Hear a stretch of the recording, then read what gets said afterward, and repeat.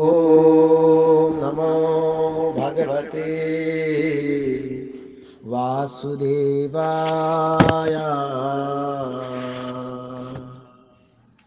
ॐ नमो भगवते वासुदेवाय।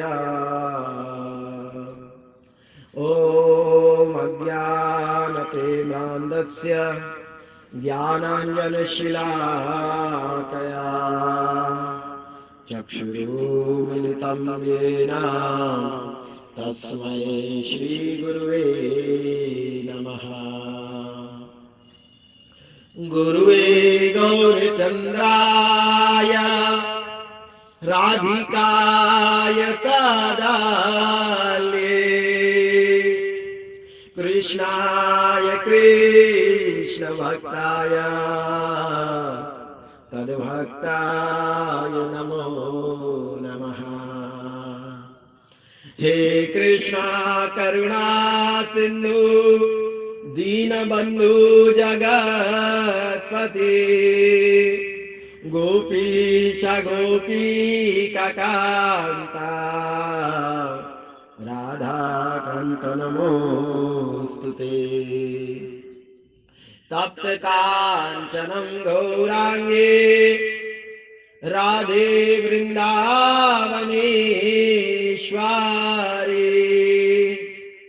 वृषभानुसुते देवी प्रणमामि हरिप्रिया। वाञ्छाकल्पतरुभ्यश्च कृपा सिन्धुभ्यैव च पतितानां पावनेभ्यो वैष्णवेभ्यो नमो नमः। जय श्री कृष्ण चैतन्य प्रभु नित्यानंद श्री अद्वैत गदाधरा शिवासादि गौर भक्तवृंदा। हरे कृष्णा कृष्णा कृष्णा हरे हरे हरे राम राम राम हरे हरे। हरे कृष्ण। आप सबों का बहुत बहुत स्वागत है। हम श्रीपाद रामानुजाचार्य के जीवन चरित्र के बारे में श्रवण कर रहे हैं। परम मंगल और परम महाभागवत श्री रामानुजाचार्य। हम चर्चा कर रहे थे कि किस प्रकार रामानुजाचार्य ने श्री यामुनाचार्य के 5 शिष्यों के द्वारा शिक्षाएं ग्रहण की।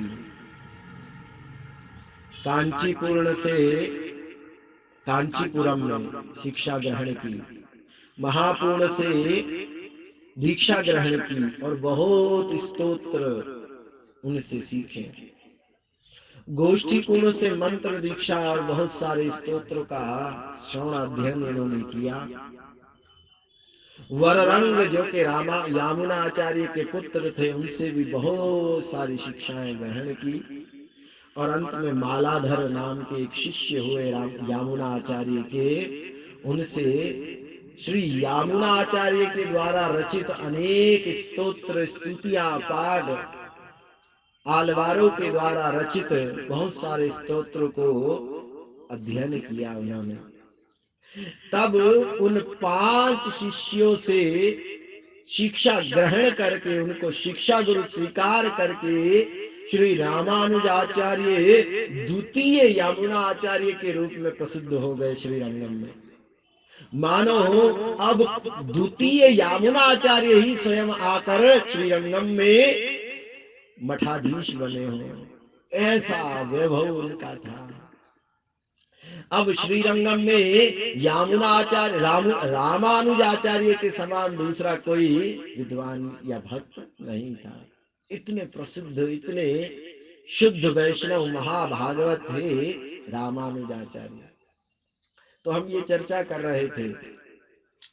अब थोड़ा सा श्रीरंगम का इतिहास जानना बड़ा आवश्यक है, तो हम संक्षिप्त में श्रीरंगम का इतिहास बताने का प्रयास करेंगे, उसके बाद कथा को यहीं से बढ़ाएंगे। तो श्रीरंगम लगभग कई वर्षों पहले जब ये श्रीरंगम बहुत ही इतना विशाल मंदिर नहीं था, ना भगवान का विग्रह, विग्रह तो बहुत बड़ा था परंतु मंदिर इतना नहीं था। चारों तरफ जंगल ही जंगल, जंगल ही जंगल थे।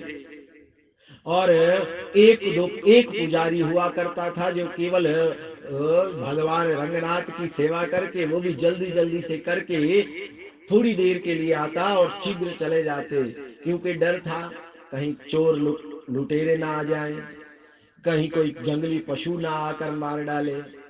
तो इस डर से पुजारी थोड़े ही समय वहां सेवा करते और चले जाते, क्योंकि चारों तरफ वन ही वन था, जंगल ही जंगल था। तो उस समय 12 आलवारों में से एक, जिनका नाम तिरुमंगई था, ये तिरुमंगई भगवान श्री विष्णु के शुद्ध भक्त हैं। 12 आलवार है, उन 12 आलवारों में से एक है तिरुमंगई। और इतने शुद्ध भक्त थे, इतने शुद्ध भक्त थे कि वो भगवान संन्यास आश्रम ग्रहण करके चारों पूरे भारतवर्ष के तीर्थों में भ्रमण करते थे, पूरे भारतवर्ष के तीर्थों में भ्रमण करते करते। और इतने शुद्ध भक्त होने के कारण 4 योगी उनसे मिले, और उनके मिलने के बाद उन 4 योगियों ने निष्कर्ष निकाला कि वास्तव में मनुष्य जीवन का लक्ष्य योग अभ्यास नहीं, विष्णु भक्ति ही मनुष्य जीवन का लक्ष्य है। तिरुमंगई ने, ये 4 शिष्य योग अभ्यास करते थे और योग अभ्यास के द्वारा इनको बड़ी बड़ी सिद्धियां प्राप्त थी। जैसे किसी एक को प्राप्त था कि ये पानी पर चल सकता है, दूसरे को ये सिद्धि प्राप्त थी कि वो वाक सिद्धि, किसी के साथ भी बात करे तो उसकी बात उसके मस्तिष्क को अपने वश में कर ले, उसके मन को अपने वश में कर ले। जो तीसरे शिष्य की ये योग्यता थी कि वो किसी भी ताले को बिना चाबी के खोल सकता है, ऐसी अद्भुत शक्तियां। और एक पानी पर चल सकता है। अब ये 4 शिष्य तिरुमंगई के पास आए और इन्होंने अपनी योग सिद्धियों का प्रदर्शन भी किया, लेकिन विष्णु भक्ति के प्रताप से तिरुमंगई ने इन 4 शिष्यों को अपना शिष्य बना लिया और इनको सिखा दिया कि जीवन का लक्ष्य सिद्धियां प्राप्त करना नहीं, हरि भक्ति प्राप्त करना, विष्णु भक्ति करना ही जीवन का लक्ष्य है। इन 4 शिष्य थे जी, इनके नाम बड़े तमिल भाषा में हैं। एक का नाम है तोला वजक्कन, दूसरे का नाम है तिरुपयक्कन, और तीसरे का नाम है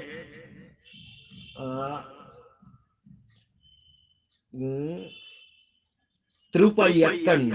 अब ये तमिल भाषा के शब्द हैं, जरा भाषा पर, जबान पर या जीवा पर नहीं उतरते, बड़े हार्ड हैं। फिर भी आप देखिए, ये 4 शिष्य अपने योग अभ्यास में निपुण होने पर भी तिरुमंगई के यहाँ पर शुद्ध भक्त बनकर उनकी सेवा करने लगे। और उन 4 को भी अपनी सिद्धियों से कोई मोह नहीं था। वो ये नहीं चाहते कि हम इस सिद्धियों का प्रदर्शन करके लोगों को आकर्षण करके अपने वश में करें, ऐसा नहीं था। 4 के 4 शुद्ध भक्त प्राय सन्यासी के समान तिरुमंगई के साथ घुमा फिरा करते थे। जब पूरे भारतवर्ष का भ्रमण करते करते करते करते श्रीरंगम क्षेत्र में पहुंचे और श्रीरंगम में देखा कि भगवान रंगनाथ का बड़ा सुंदर विग्रह है, परंतु कोई मंदिर नहीं है, चारों तरफ वन ही वन है, जंगल ही जंगल है।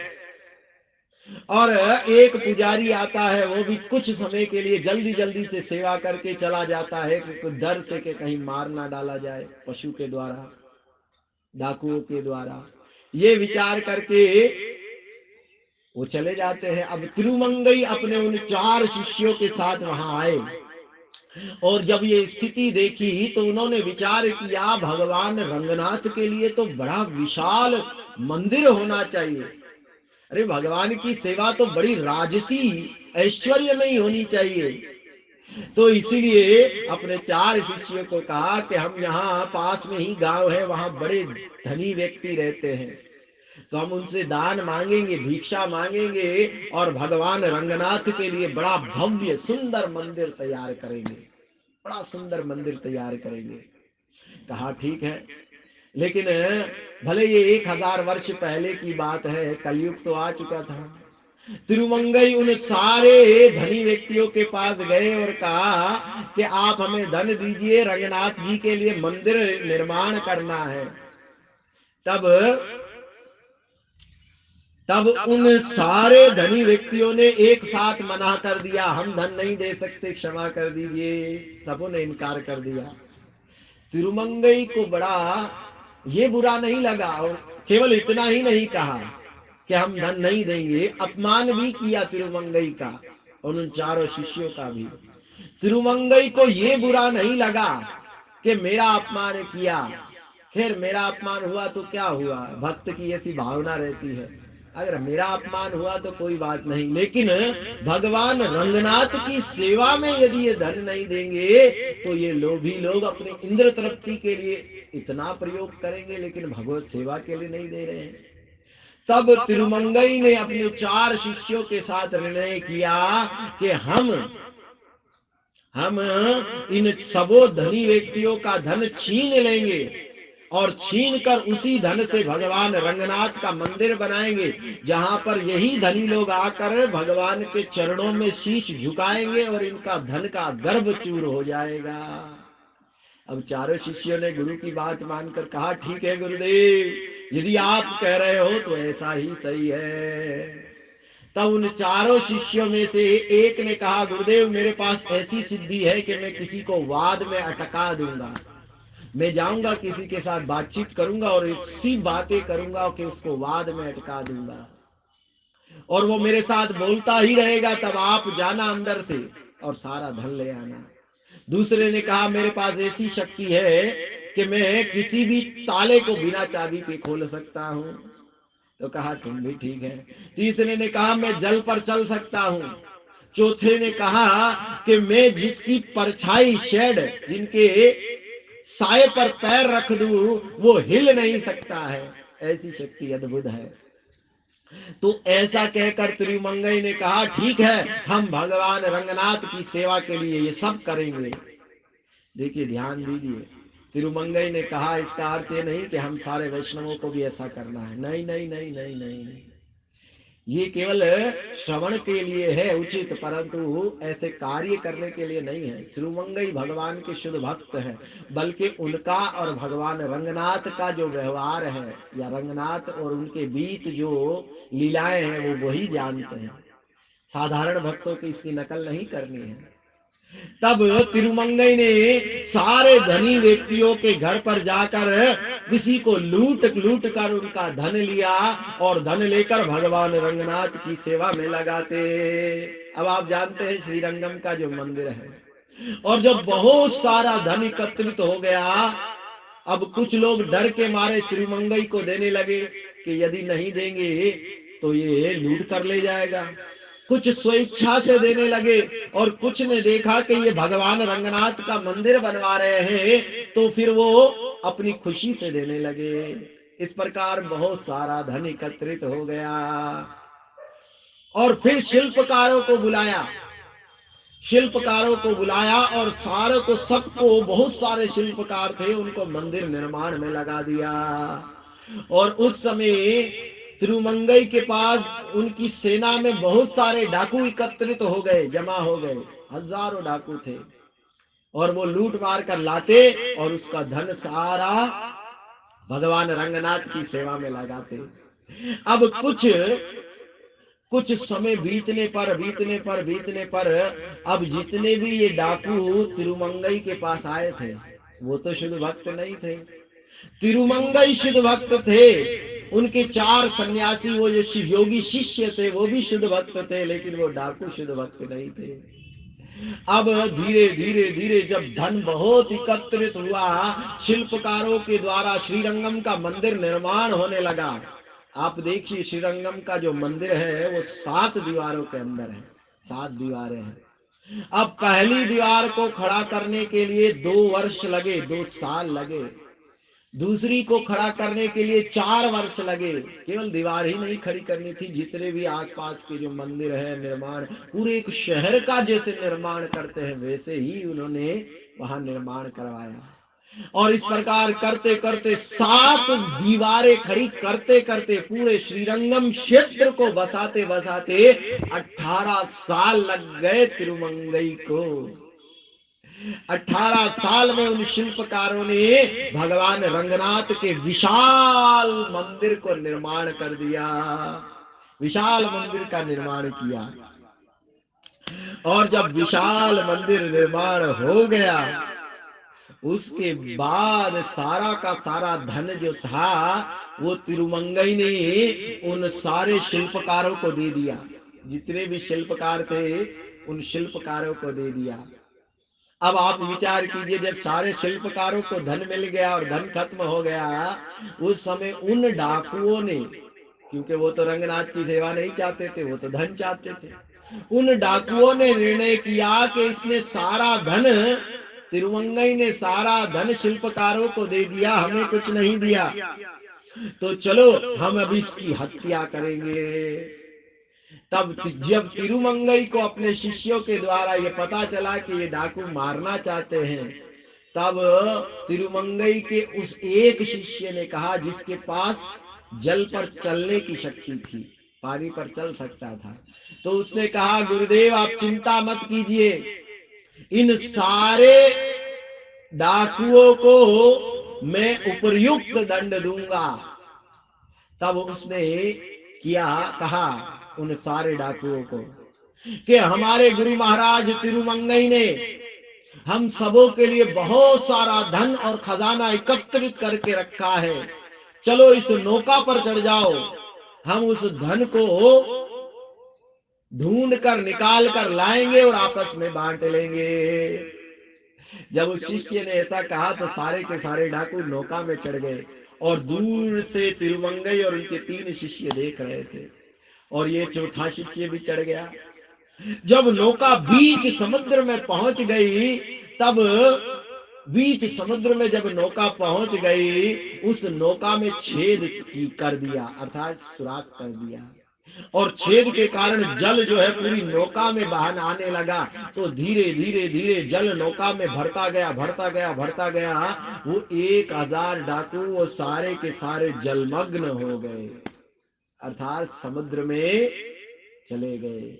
और वो जो शिष्य था वो जल पर तैर कर अपने गुरु के पास आने लगा, और फिर उनके गुरु ने कहा कि अब ये ठीक ही हुआ है, क्योंकि इन्होंने भगवान रंगनाथ के मंदिर की निर्माण में सहायता की थी, इसीलिए ये और अधिक पाप ना करे, इसीलिए भगवान रंगनाथ के धाम में चले जाएंगे। अब ये भगवान रंगनाथ के धाम में जाएंगे। तब से ये तिरुमंगई द्वारा निर्माण किया हुआ श्रीरंगम मंदिर आज भी वही स्थापित है। वही मंदिर है जो भगवान रंगनाथ का, वही मंदिर जो कि तिरुमंगई के द्वारा स्थापित किया गया। और फिर अर्चा विग्रह तो पहले ही थे। भगवान रंगनाथ की बड़ा बहुत सुंदर और दिव्य मूर्ति है वो, जहाँ भगवान शेष की सैया पर लेटे हैं, विशाल मूर्ति है जो कि श्री तिरुमंगई द्वारा रचित थी। तो अब श्री रामानुजाचार्य श्रीरंगम में प्रसिद्ध हो गए, और प्रसिद्ध होने के बाद उनकी कीर्ति इतनी बड़ी, इतनी बड़ी, इतनी बड़ी। देखिए, हम पहले चर्चा कर चुके हैं कि ये श्रीरंगम क्षेत्र रामानुजाचार्य के पहले ही आलवारों के द्वारा, तिरुमंगई के द्वारा निर्माण हुआ है। अब तिरुमंगई की कथा बहुत सुंदर है, परंतु भक्तों को कभी भी उनका अनुकरण नहीं करनी चाहिए। अर्थात कभी भी उनके जो उन्होंने किया वो नहीं करना चाहिए।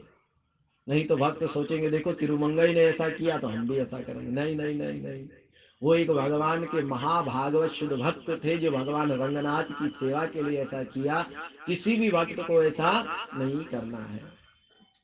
तब रामानुजाचार्य भी वहां पर मठाधीश बने हुए हैं और रामानुजाचार्य की प्रसिद्धि इतनी हो गई, इतनी हो गई, इतनी पूरे श्रीरंगम क्षेत्र के बाहर भी पूरे भारतवर्ष में लगभग रामानुजाचार्य प्रसिद्ध हो गए। और श्रीरंगम में जितने भी धनी व्यक्ति थे, वो जितने भी अर्चक, अर्चक अर्थात पुजारी, उन सारे पुजारियों में से सबसे अधिक पुजारी या सबसे अधिक सम्मान रामानुज को देने लगे। उस समय कुछ स्मार्थ विचार पंडित थे, वो स्मार्थ विचारक रामानुजाचार्य से ईर्ष्या करने लगे।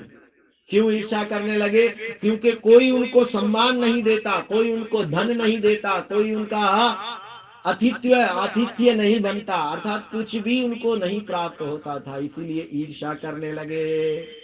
और सबों ने आपस में निर्णय किया कि हम इस रामानुज को मार देंगे, क्योंकि इसके कारण हमें कोई सम्मान नहीं देता, कोई धन भी नहीं देता, हम रामानुज को मार देंगे। और सारे इन पंडितों ने मिलकर, इन अर्चकों ने मिलकर भगवान रंगनाथ का जो प्रधान अर्चक है उसको भी अपनी सेना में या अपने झुंड में सम्मिलित कर लिया। तब उस प्रधान अर्चक ने कहा कि मैं अपनी घर पर रामानुज को प्रसाद के लिए बुलाऊंगा और अपनी पत्नी को कहकर मैं उसमें विष डाल दूंगा और ये विष भरा भोजन रामानुजाचार्य को करवा कर उनकी हत्या हो जाएगी। तो कहा ठीक है। जब वो प्रधान अर्चक विष लेकर अपने घर पर गया और घर पर जाकर पत्नी को कहा कि हम विष डालकर रामानुज को मार देंगे, पत्नी भी उनके स्वभाव की थी, पत्नी भी उन्हीं के स्वभाव की थी। कहा ठीक है। तब विष भरा भोजन तैयार किया। अर्चक ने जाकर रामानुज को बुलाया कि रामानुजाचार्य जी आप मेरे घर पर भोजन स्वीकार कीजिए। रामानुजाचार्य निष्पाप थे, उनको कुछ पता नहीं था कि अर्चक के मन में क्या भावना चल रही है। फिर भी गए और जाकर जब उस अर्चक के घर पर बैठे और उस अर्चक की पत्नी ने बहुत सुंदर व्यंजनों को तैयार करके विष मिला दिया, लेकिन जब उस पत्नी ने देखा कि रामानुजाचार्य का प्रभाव, रामानुजाचार्य का तेज, रामानुजाचार्य की भक्ति और दृढ़ता, निष्ठता, इतना सुंदर रामानुजाचार्य प्रतीत हो रहे थे कि उस महिला का हृदय पिघल गया और उसने जाकर रामानुज को बता दिया कि आप ये भोजन मत करना, इसमें विष मिला हुआ है।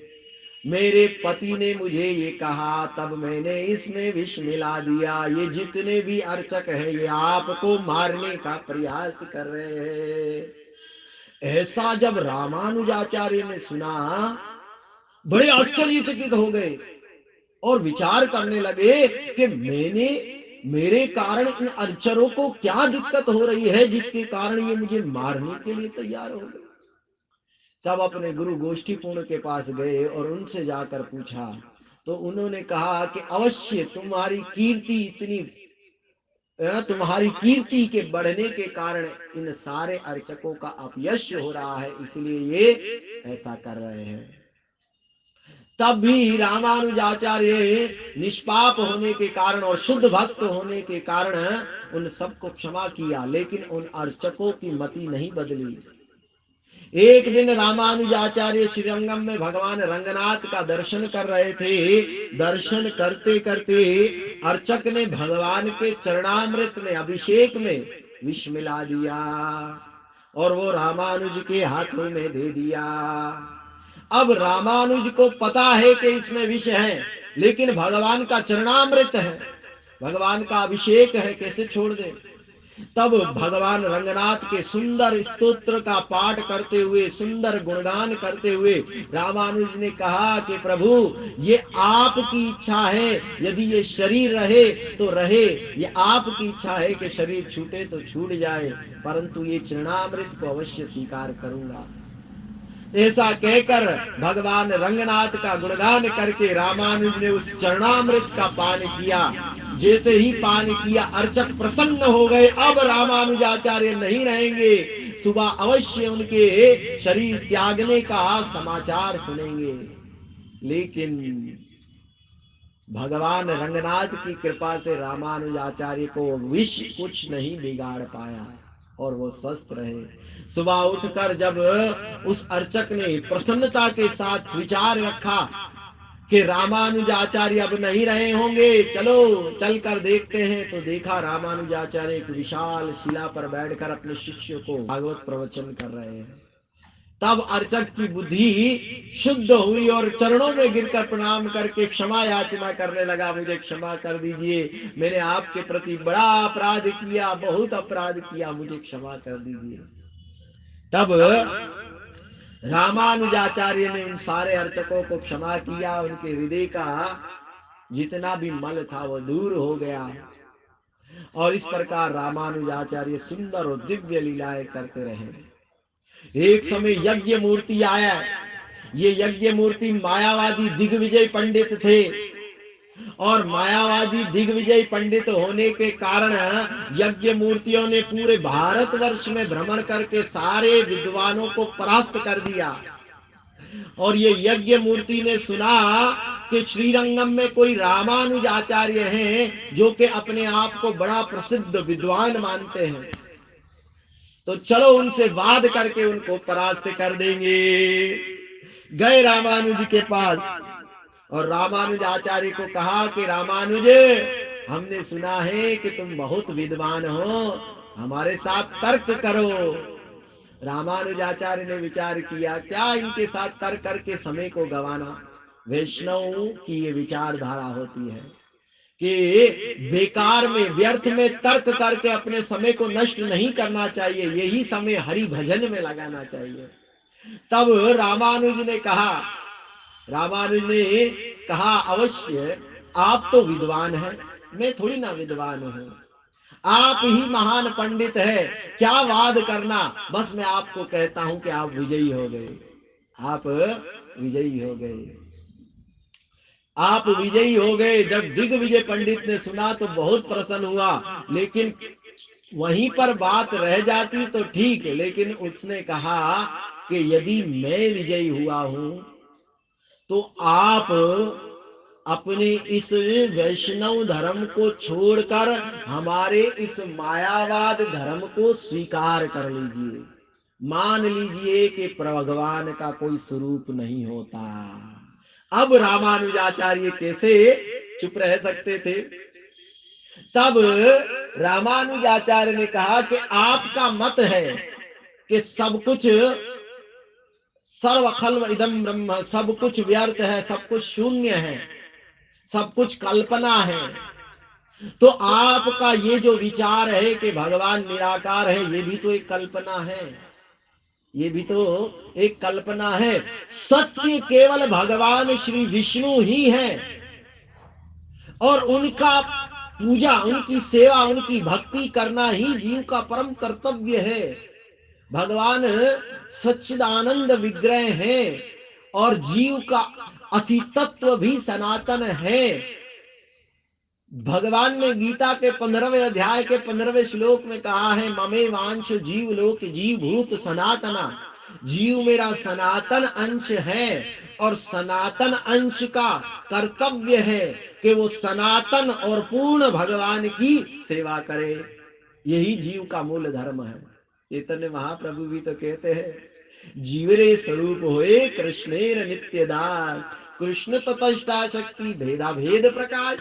जीव कृष्ण की ततष्टा शक्ति है, जीवरे उसका स्वरूप है, भगवान की नित्य दास के रूप में उसका स्वरूप है।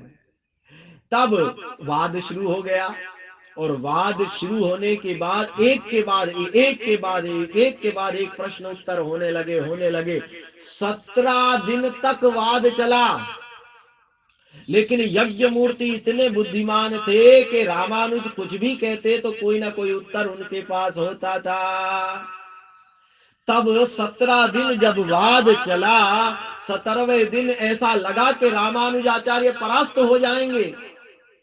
प्राय उदास होकर वो 17वें दिन जब गए और जाकर भगवान रंगनाथ के, जब वाद समाप्त हुआ तब जाकर भगवान रंगनाथ को दंडवत करके उनके पास बैठकर रोने लगे कि प्रभु, मैं तो आपका ही संदेश का प्रचार कर रहा हूं।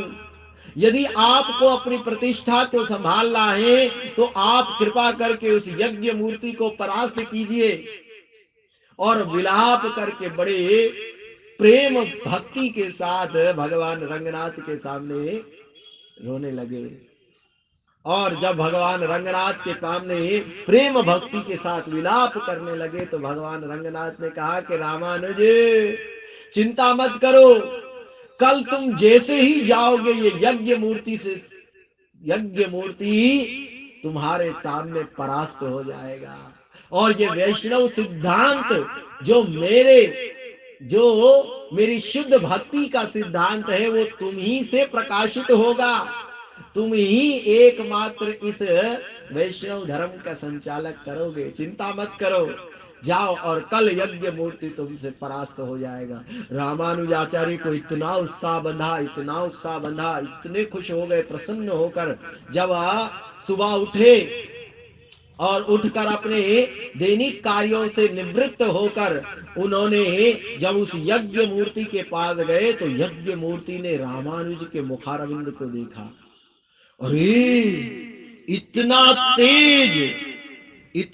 तेज उस रामानुज के मुखारविंद पर इतना तेज देखकर वो यज्ञ मूर्ति चकित रह गया, मानो कि आज रामानुज मुझे परास्त कर ही देगा।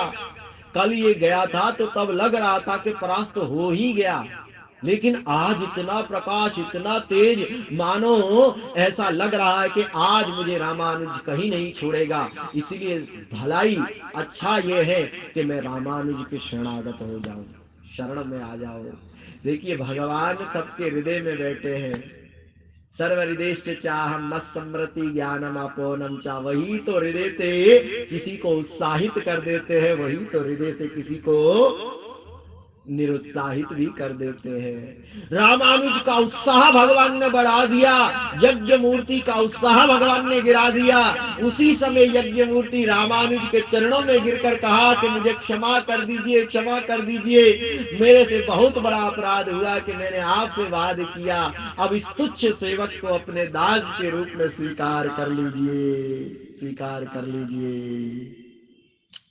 तब रामानुजाचार्य ने उस विद्वान यज्ञ मूर्ति को अपने शिष्य के रूप में स्वीकार किया और उसका शिखा सूत्र परित्याग किया, अर्थात उस मायावादी शिखा सूत्र का परित्याग करके उसको वैष्णव मंत्र में दीक्षित करके और वैष्णव शिखा सूत्र बंधवाकर, अर्थात उसे अपना शिष्य स्वीकार करके और पंच मुद्राएं उनके शरीर पर अंकित करके, जो कि वैष्णव संप्रदाय में, श्री संप्रदाय में होता है, पंच मुद्राएं स्वीकार करके उसी समय उसको त्रिदंड संन्यास दे दिया। और उस त्रिदंड संन्यास के बाद उसका नाम रखा देवराट। तब रामानुजाचार्य ने उसका नाम देवराट रखा। और देवराट रखने के बाद उस यज्ञ मूर्ति के लिए, उस देवराट के लिए रामानुजाचार्य ने एक विशाल मठ का निर्माण करवाया।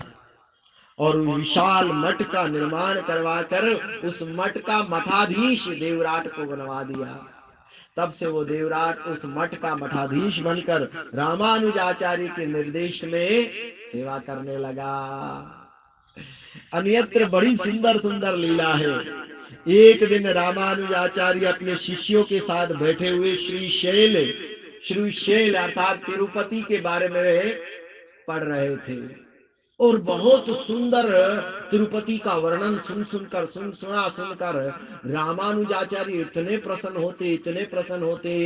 एक दिन उन्होंने अपने शिष्यों को कहा कि तुम में से कोई है जो श्री शैल जाकर, श्री शैल क्या है?